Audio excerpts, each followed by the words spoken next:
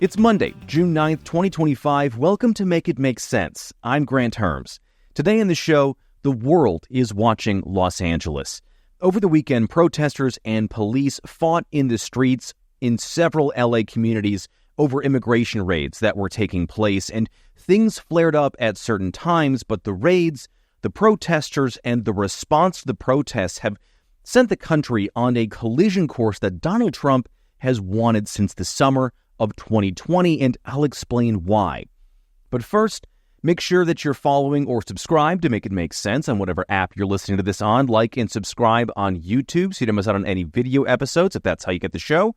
And of course, sign up for the Make It Make Substack, where I know that I promised last week there would be a few new articles about the big bill that's making its way through the Senate right now, but what's happening in LA sort of took over my weekend and I didn't get a chance to put those articles up. Now, they will be getting up this week, however, so make sure you're subscribed to the Substack. It is just $5 a month. Otherwise, share the show and follow it on social media. It's Mims Newspod, MIMS Newspod, all one word on every platform. And I am at Grant Herms on Twitter and Blue Sky and at Grant Herms TV. That's where most of my new posts go up, so make sure you're following me on social media as well. All right, with that out of the way, let's get to today's show.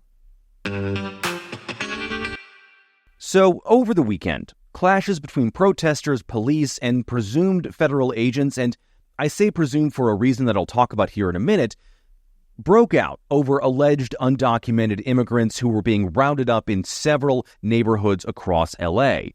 In many of those cases, immigrants had been sent texts telling them they needed to report early to their immigration check-ins, which are routine court check-ins to make sure that their immigration statuses are the same and up to date, and that they're following any and all court orders to maintain their status.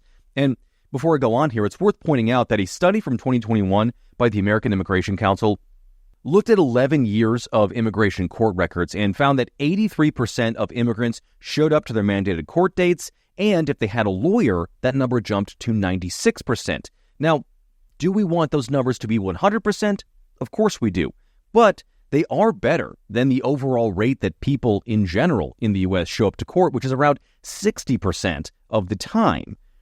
But anyway, because these texts were sent out, many of these immigrants were rounded up and were being held in federal detention sites, some of them in basements where they were unable to talk to their lawyers, and where members of Congress who attempted to do drop-in inspections, which they're allowed to do by law, were turned away. And, as has been the case in many, many other cities across the country, protesters showed up in Los Angeles. And over the course of the beginning of these protests, things were peaceful, which was acknowledged by the LAPD, until about Saturday afternoon. And this is worth pointing out that both the Associated Press and Los Angeles Times said that the protests stayed peaceful, but turned violent only after police and people identifying themselves as federal agents used tear gas and rubber bullets on protesters, which is to say, things did not escalate until law enforcement escalated them. After that, in a lot of the places where protesters were, they started blocking transport vans, armored vehicles, and lines of officers. In some cases, protesters spit on officers, threw bricks or rocks at them and their vans, and were met in kind with beatings. They were shot at with less lethal ammunition and were arrested. Now, that was not the case across the city at every place where protesters and police met, and at no point did LAPD nor the LA County Sheriff's Office say that they didn't have things handled. In fact, they let dozens of their officers march in the LA Pride Parade over the weekend. So when you see images of the protests, the smoke and the cars on fire, yes, that is bad, and I'm in no way condoning those actions. But it's also not the 1992 Rodney King riots, which will be important to remember here in a second. Now, before I get to what happened next, there's one thing I have to get to, and it's the reason that you've heard me say a couple times, supposed or presumed federal agents were on the ground here, because in a lot of these cases, the people who were saying they were with Immigration and Customs Enforcement weren't wearing badges or name tags and were covering their faces.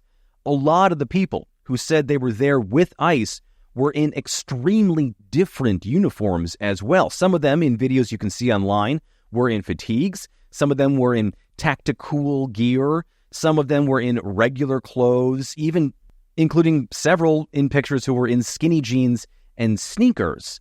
Now, is it uncommon to see officers not always in full uniform and in vests, especially in warmer cities, and especially if they're with a specialized unit, like let's say a gang unit? Not really, but most of the time that's during a routine day, and they are still identifiable as officers and their faces are uncovered.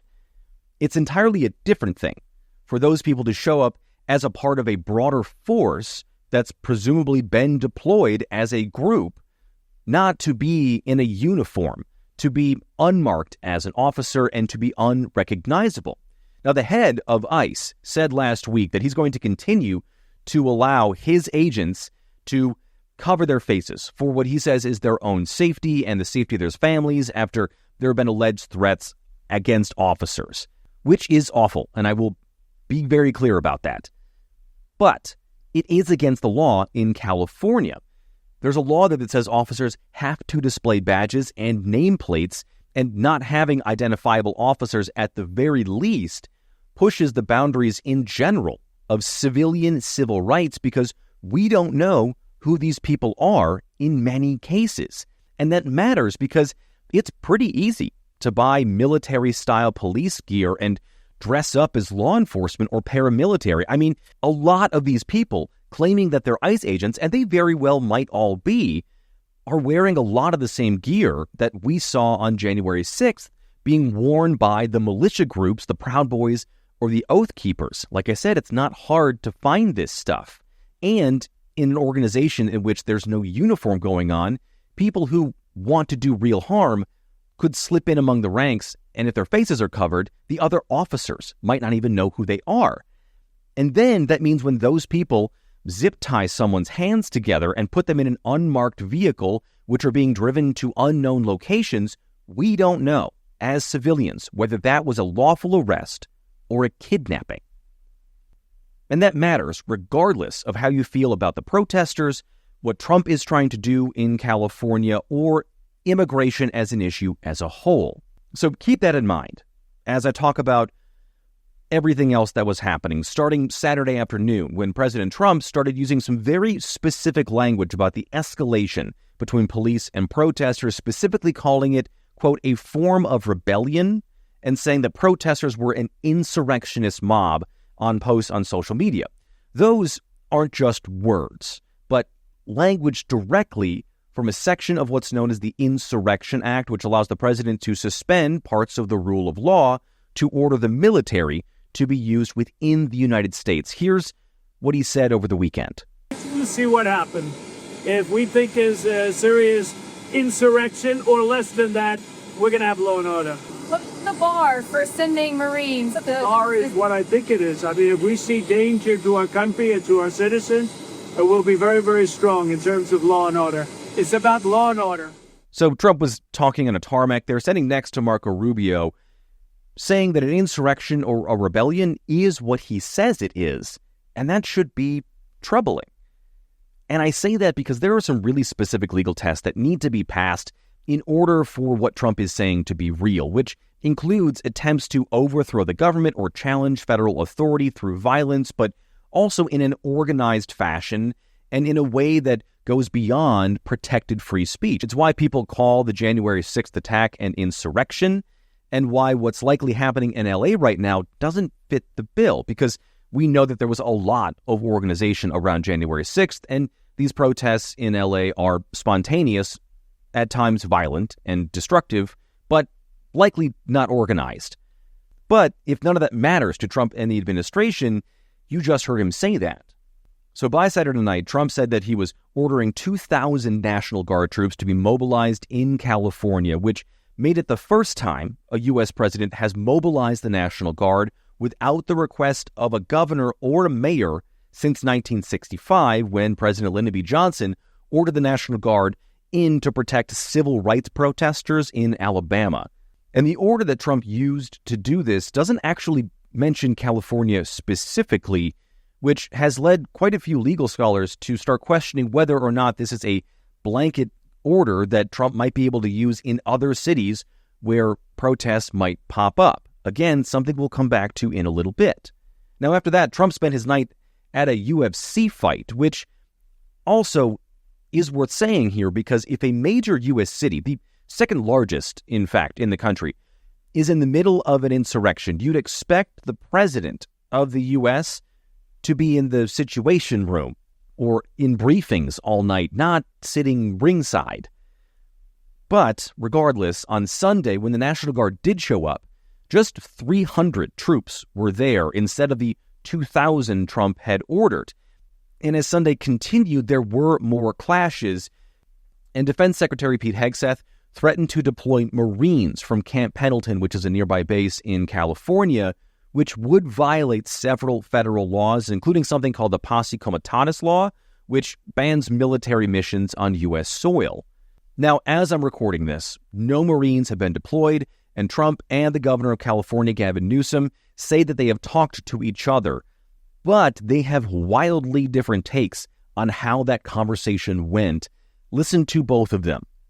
I did call him the other night. I said, look, you got to take care of this, otherwise I'm sending in the troops. That's what we did. Thank you very much. Well, we talked for almost 20 minutes, and this issue never came up.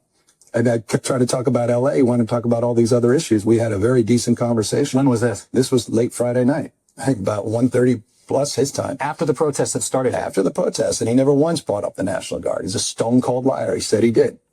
So, honestly, I don't know who's telling the truth between the two of these, but Newsom isn't the person who's a convicted felon 34 times over for fraud, which is to say, for lying.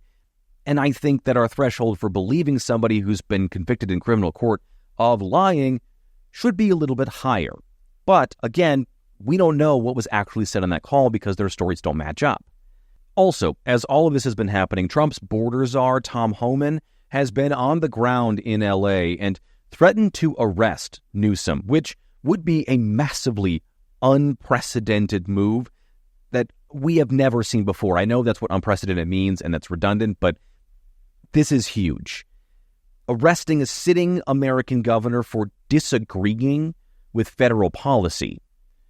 This is how Newsom responded. When the border czar said to me yesterday, he did not rule out literally arresting you, nor Mayor Bass, if you interfere in his words. He said you hadn't yet. He's a tough guy. Why doesn't he do that? He knows where to find me. But you know what? Let your hands off 4-year-old girls that are trying to get educated. Let your hands off these poor people who are just trying to live their lives, man. Trying to live their lives, paying their taxes, been here 10 years. The fear, the horror. The hell is this guy? Come after me, arrest me. Let's just get it over with. Tough guy. You know, I don't give a damn. But I care about my community. I care about this community. And I will say that is an extremely strong stance from a governor who is definitely running for president in 2028.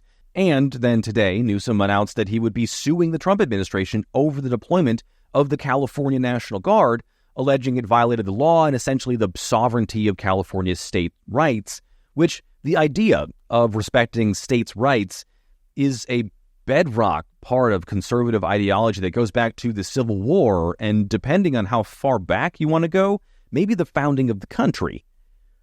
But speaking of Civil War, it brings me to the bigger picture of what's happening in LA and why you should care, even if 99% of Angelenos over the weekend went about their normal lives. I don't think that we are in Civil War territory. In fact, I think we're a long way off from anything like that right now. But the response from the Trump administration is something that Trump has wanted for a long time. In 2020, during the George Floyd protests, he was actively looking for ways to shoot protesters in the streets and blew up famously, or infamously, depending on how you want to talk about it, at advisors and generals in the Oval Office. Here's his former Secretary of Defense, Mark Esper, talking about one of those meetings to 60 Minutes in 2021. Can't you just shoot them? Just shoot them in the legs or something. And he's suggesting that that's what we should do, that we should bring in the troops and shoot the protesters. The commander-in-chief was suggesting that the U.S. military shoot protesters. Yes, in the streets of our nation's capital. That's right. Now, I've played this before on the show, or at least bits and pieces of it. And it's still frightening to hear.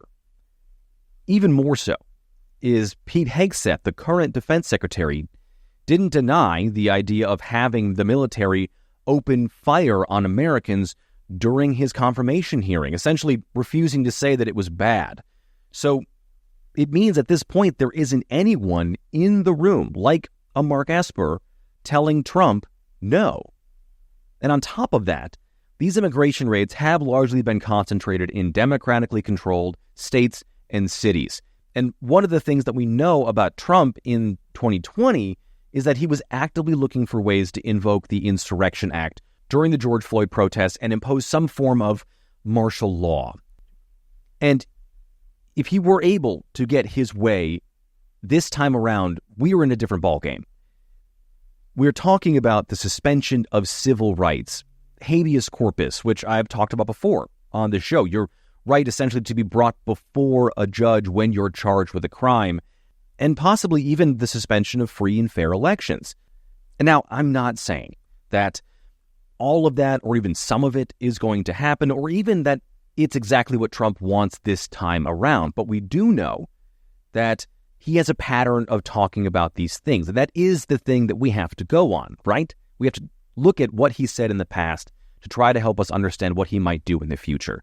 And we also know that he has a pattern of sending up test balloons for his most extreme ideas. He sees how they go over, and then he works them again and sends up another balloon and sees how that goes over, and then sends up another balloon until either it becomes so routine to the public at large that we stop caring, or the messaging about what he wants to do becomes acceptable enough to enough people that he just does it. And I think it's important to see what happened and what is happening in LA right now as a test balloon the size of California, and something that should not be ignored or looked away from. All right, that is it for today's show. Please rate and review the podcast at whatever podcast app you're listening to this on. Like and subscribe on YouTube so you don't miss out on any new video episodes. Sign up for the Make It Make Sense Substack, where I've got a bunch of new articles coming this week. And as always, share and follow the show on social media. It's Mims News Pod. It's MIMS News Pod, all one word on every platform. I am at Grant Herms on X and Blue Sky, and at Grant Herms TV on everything else. Thank you so much for listening today. I'm Grant Herms, and I'll talk to you tomorrow.